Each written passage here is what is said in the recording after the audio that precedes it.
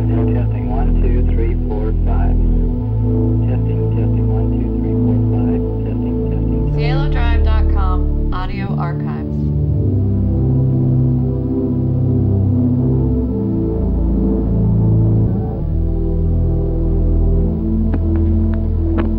It's October the 3rd, 1969, 11:15 hours. This is a taped interview with Brooks Poston, 20 years, WMA. You can keep it away from it, I don't do it. I met Charles Willis Manson at the beginning of June in 1968. The first thing I saw him do was kneel and kiss a guy's feet. And he was at Dennis Wilson's house at that time, 14400 Sunset Boulevard, living with 5 girls. The girls were a girl named Lynn, Sandy Good, Diane Bluestein, and Brenda something or other. And I don't remember the other girl's name because she left shortly thereafter. Charlie told Lynn to take the people I was with to a place to stay. It was called the Spiral Staircase House on Topanga Lane. And as soon as we got there, or shortly thereafter, approximately 30 minutes, the Malibu sheriffs came and took us all in for questioning. Released 3 of the people and sent 3 back to Ukiah from where we came. The 3 remaining went to Dennis's house to stay for the night, and the next day Charlie had the same girl, Lynn, take us to Spawn's Movie Ranch in Santa Susana Mountains in Chatsworth. Did you have any? And while at Dennis's house, and Dennis wasn't home at the time, they had marijuana and some hashish, and I don't know what else. They were using drugs at the time. The people I was with stayed at Spawn's Ranch for approximately 2 days, where at that time Dean Morehouse, one of the guys I was with, went back to Charlie's house and took us with him, the other 2. And well, Charlie was back at Dennis's then, and when we were at Dennis's, Dean talked to him and got us to stay there. And Dean and I took care of the yard as gardeners. And all this time, Charlie began to work on me and tell me that everything was all right, that there was no crime, no sin. And at one point, I saw a man kneel and kiss his feet, and Charlie asked him if he was ready to die at that instant. And the guy said yes. And Charlie said, then you can live forever. And that was the first time I had any indication that he was, I guess, playing the part of Jesus Christ. And later, he told me that I had to be me before I could be him, because he was a reflection of me. And he was only what I saw in myself. And that the Battle of Armageddon, or whatever it's supposed to be, is at hand. And Dennis's manager finally made Charlie leave, because Charlie only wanted Dennis's money and his clothes and to play with Dennis's cars and motorcycles. And Charlie recorded while he was at Dennis's. He recorded an album, I believe. And Charlie had to leave. And during the meantime, I had recorded, and Charlie told me that I didn't need to do that because money wasn't important. You could live out of garbage cans and live in condemned houses and never need money. Charlie called after he left and wanted to know if everyone else was out. And I said yes, everyone was gone but me. And he asked me to leave. And he came over a little while later and had me go with him through some sort of, I don't know, I thought he was Jesus at the time too. So I went with him and we went to Spawn's Ranch. And Charlie and the girls stayed at the back the first night we were there, and then moved up to the front part of the ranch into the movie set and stayed in the jail and the saloon. And Charlie had me shoveling horse manure and saddling horses and working there as ranch hand. And that's where I met George and Pearl, and Randy Starr, a stuntman, Benny Dietrich, and Juan Flynn, and Larry Craven, all ranch hands there. And shortly thereafter, Charlie ran a group of hippies that was living in the back and paying rent to George, ran them off, and moved into those houses himself. And I stayed up front, and they let me have a little shack that another cowboy was using until he hitchhiked out to go to the rodeos in Dakota. His name was Jerry Hill. And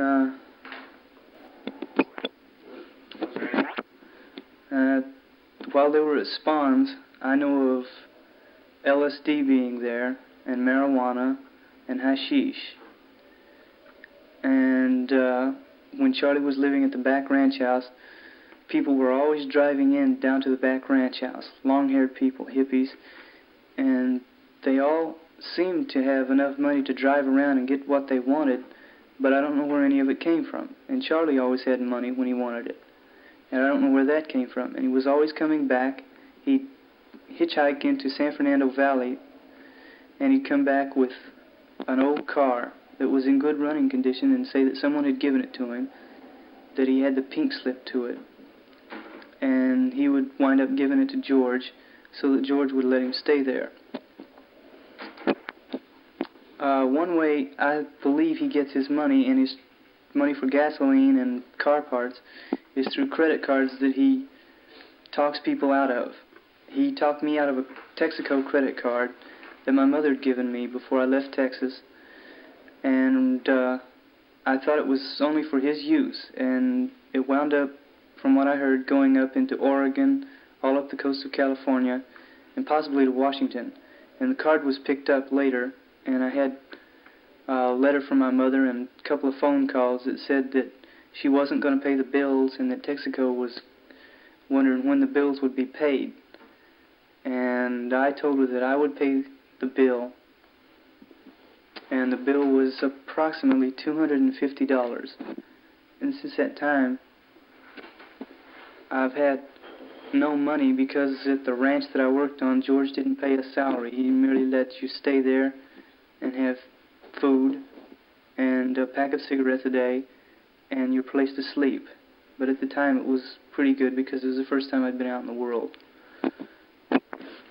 One of Charlie's basic creeds is that all the girls are for is to fuck or make love, and that's all they're for, and that there is no crime, there is no sin, that everything's all right, that it's all just a game, just like games of a little kid, only it's grown-up games, and that God's getting ready to pull down the curtain on this game and start it over again with his chosen people.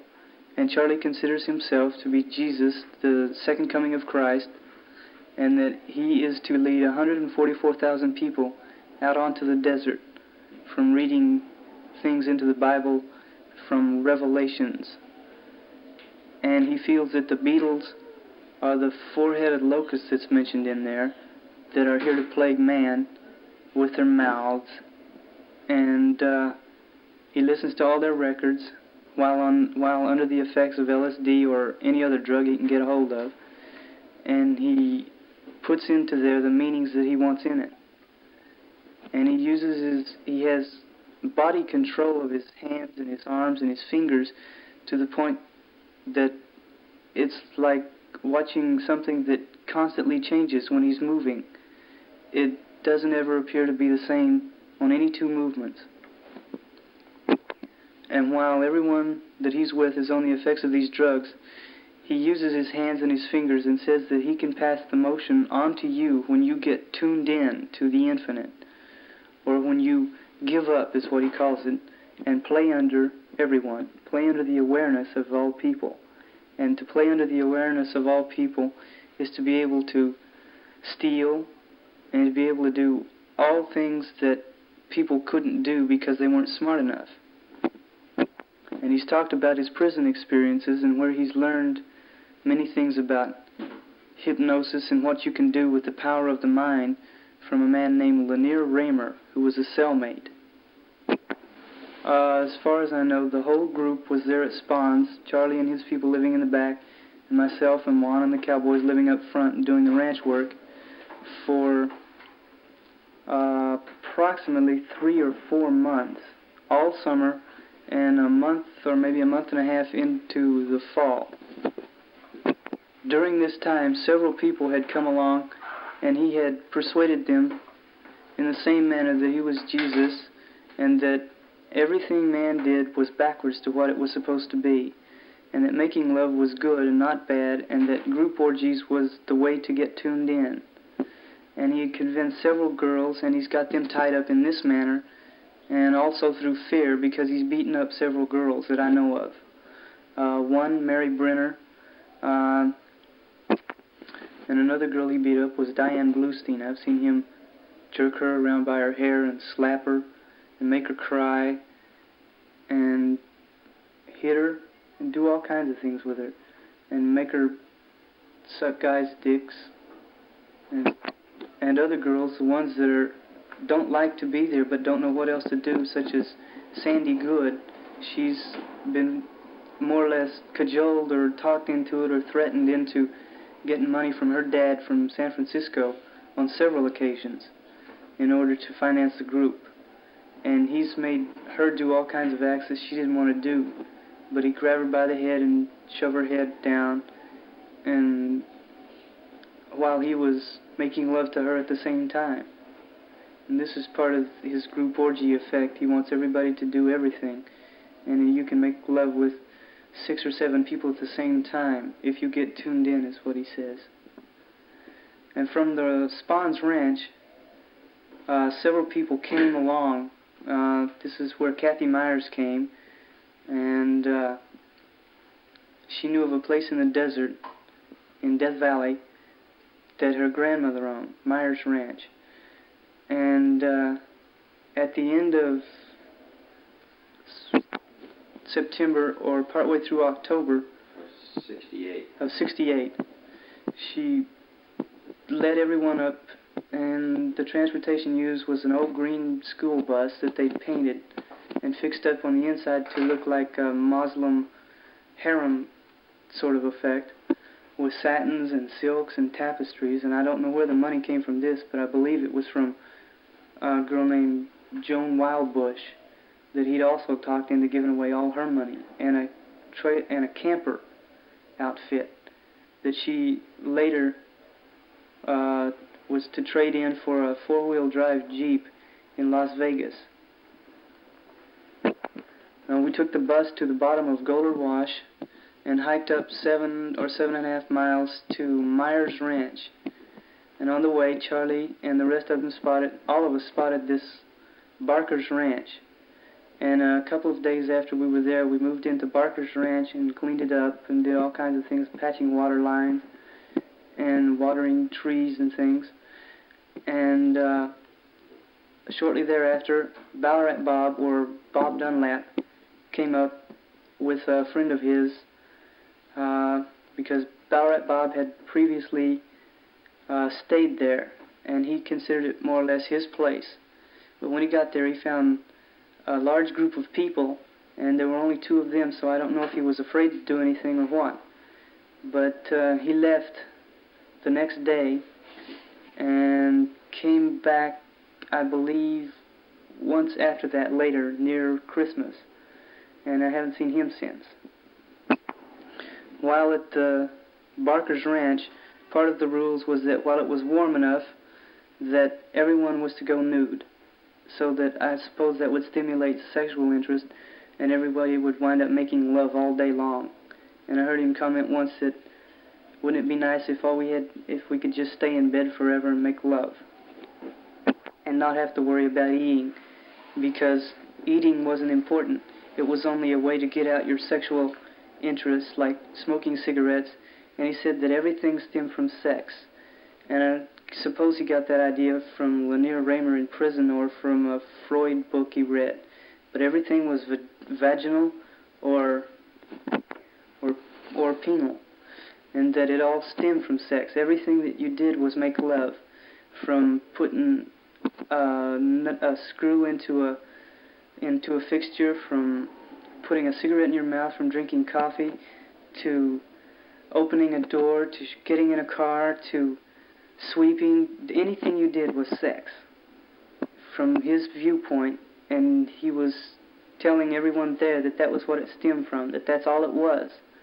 Everything was making love, and that was what God really wanted you to do, because that's why he gave men a nutsack and a Peter, and girls a pussy, as he puts it. That didn't last very long, you got it? He said that a woman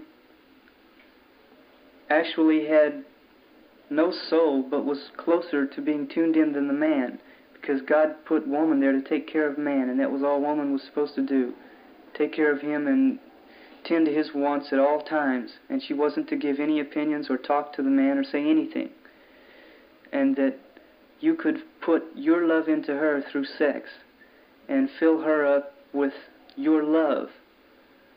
And he would always say, do what your love says do. But before he would say this, he would say that he was your love.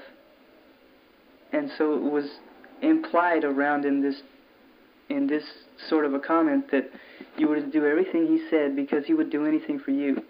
He said that he died on a cross once for you, and that it was the Christians' turn to hang the Romans on the crosses. And that the hippies were the Christians, and that at this time he was talking about getting 144 people out to the desert. 144,000 people out to the desert, because it said somewhere in the Bible in Revelations about 144,000 people being on the desert, or being with Jesus and living in a land of milk and honey underneath the ground.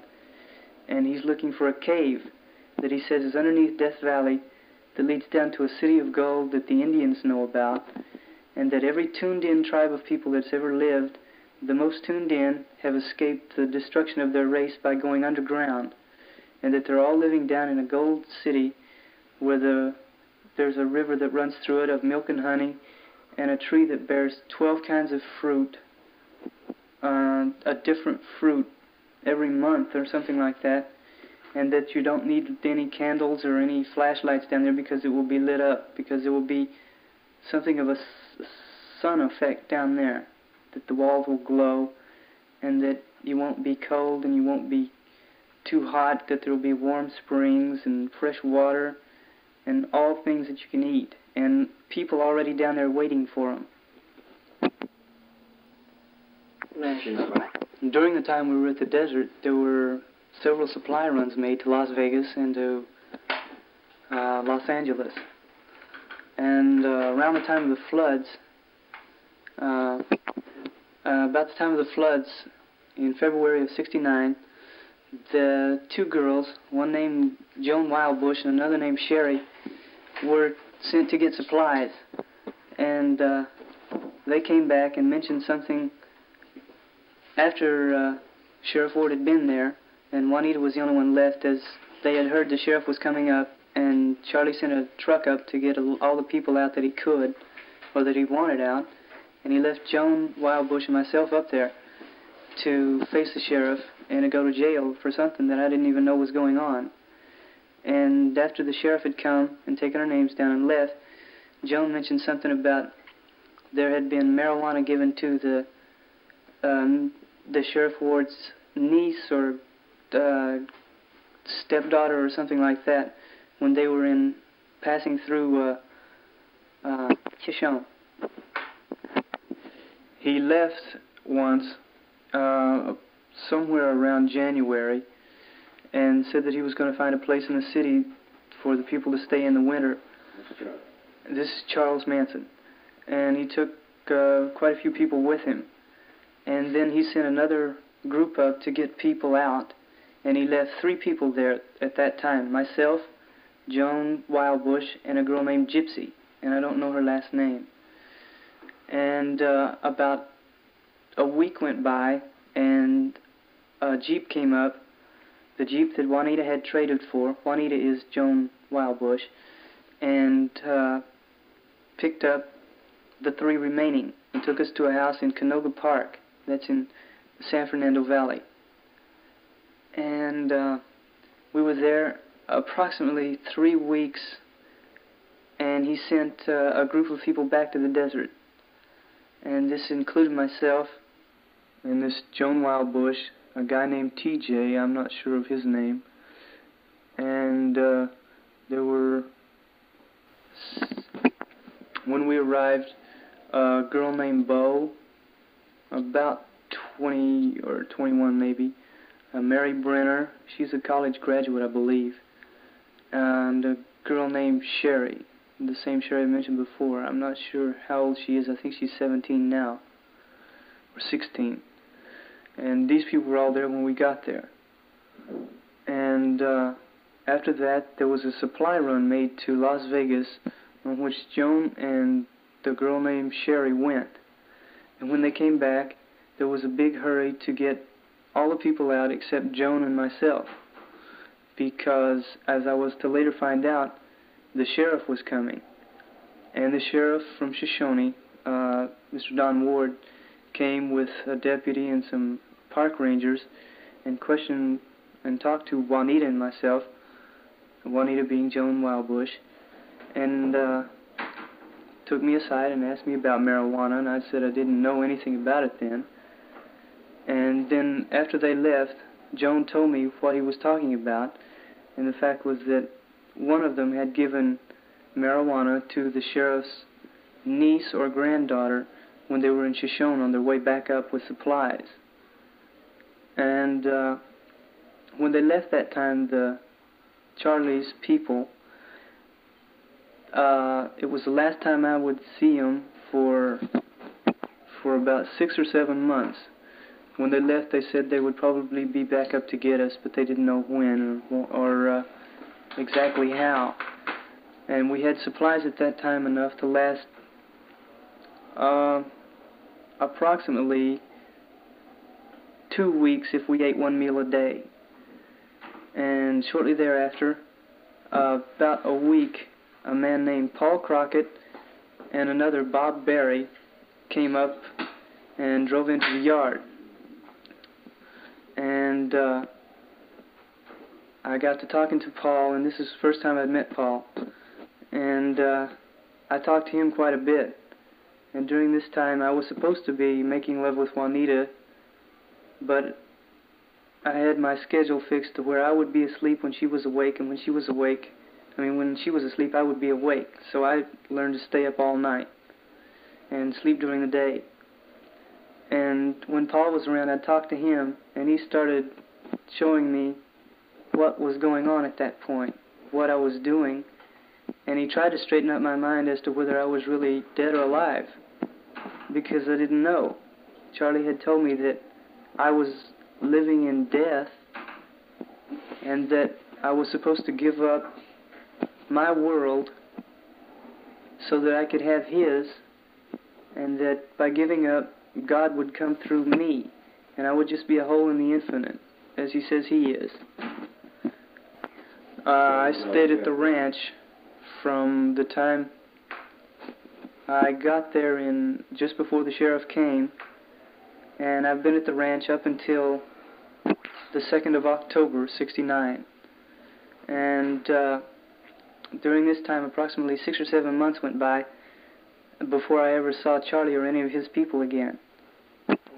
During this time, Paul had offered me a job to go up and down the mountains and to help him get gold ore, down from some mines that they had in that area.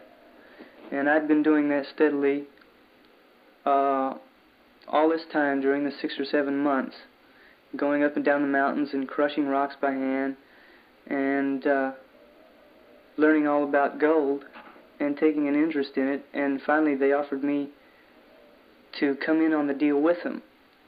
And I've got my name on some claim papers up there on mines that haven't been filed in Independence. But my name is on some claims up there. On one called the Gold Dollar, and when they were thinking about claiming the Barker's Ranch, my name was on the claim paper there, and it should be in the monument there at the ranch. Approximately a month ago, Charles Manson and several of his group came back up. About how many? He came up with 8 people, and they were all sporting knives in and saying how bad it was getting in the city, and that Helter Skelter, that's what he calls the Negro revolt. He says the Negroes are going to revolt and kill all the white men except the ones that are hiding in the desert. And he said that it was getting worse and worse, and that he wanted to hide in the desert. And I believe he's on parole, and he's out of his parole area when he's up there. And when he came back, he started his games of trying to get me to go back with him. And he said that he'd release me from no agreements, that I was still his, and that I should be able to do anything he said and not think about it, because that's what love does. Love doesn't fight, it gives up. And to give up would be to be God. Charlie, or Charles, says that giving up is to become God, and that everything is God, and that eating meat is like eating yourself, and any time there's an animal there, any meat that comes in is given to the animal, and if there's food enough only for the dog to eat, the dog gets the food. And the people are supposed to suck on each other and get their nourishment that way, because everything's an oral fixation or complex or something. And he calls guns phallic symbols, big phallic symbols that guys get their rocks off by shooting. And he says that people who need guns are the ones that are going to die, and people that have guns are the ones that he's going to kill. And that when Helter Skelter comes down, that the cities are going to be mass hysteria, and that the cops won't know what to do, the piggies he calls them, and that the beast will fall, and the black man will take over. And when he was up there, when he came back this time, approximately a month ago, he started his program to get me back into the group. And since he's been there, I've been threatened with knives, and he said that I'm willing to give my life up for you, and I'm willing to let you kill me, so that means I can kill you. And he's talked about killing a Negro militant leader in Los Angeles, and he's talked about killing a guy named Shorty there too, or having his people do it, cutting his head off, and then having the girls bury the body somewhere. About a week went by, and then a lot of dune buggies started showing up. And drove in a yellow one and painted it, cut off some of the back, some of the plastic work or the body part to make it unnoticeable or unrecognizable, and threw dirt on it while spray painting. And during this time, he's brought in new tires, new batteries, all sorts of tools, several sets of tool boxes, and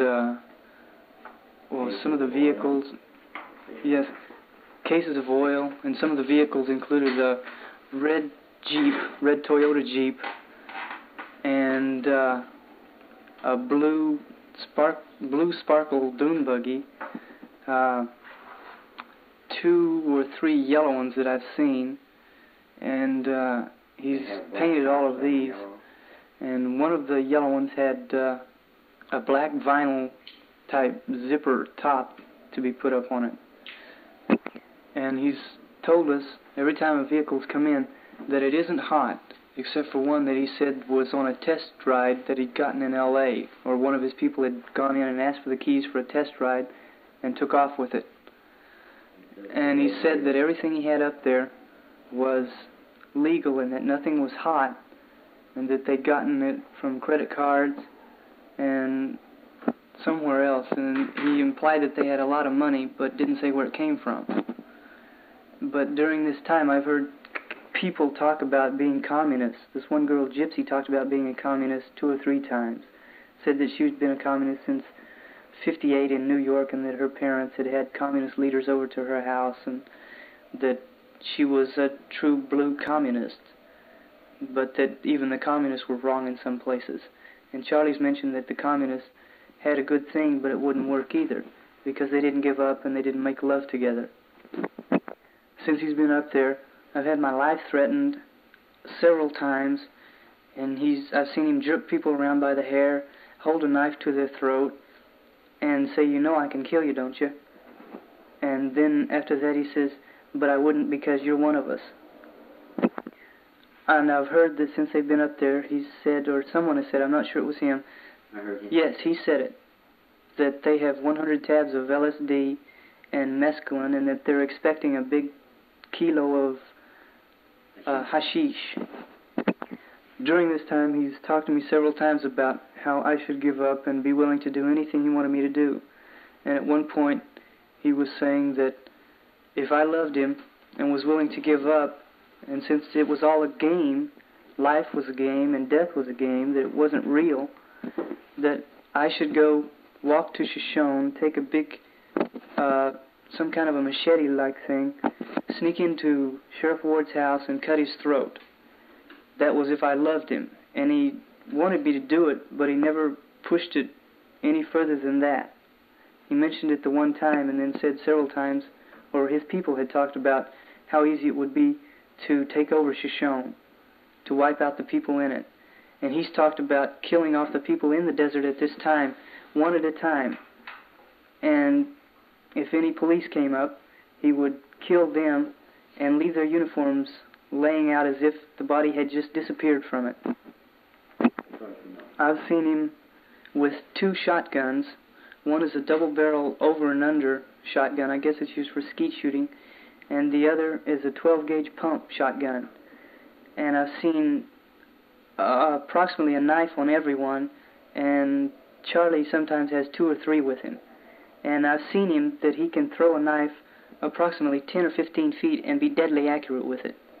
And that he's mentioned that he wouldn't be taken alive, and that he would think no more of killing one of us than he would of going and stepping on a flower. In fact, he'd rather do that than step on a flower. He said that killing of a person isn't as bad as the people who go around with their big phallic symbols and shoot birds and hunt and fish and do all those hunting or sporting things. And he's mentioned that he would take great pride in killing a cop or a piggy, and that he'd take as many as he could. And he said that he was going to learn the desert and hide on it and sit up with his big binoculars and watch them when they came in. And he said that he was going to stash dune buggies and vehicles all over the desert. And he was going to stash supplies all over the desert. And that he said once that if he didn't make it, then either his kids or someone else's kids would do it. That the love was in the children, and that you had to set the children free. And free to him is making them do obscene sex acts when they're old enough to crawl and old enough to use their mouth.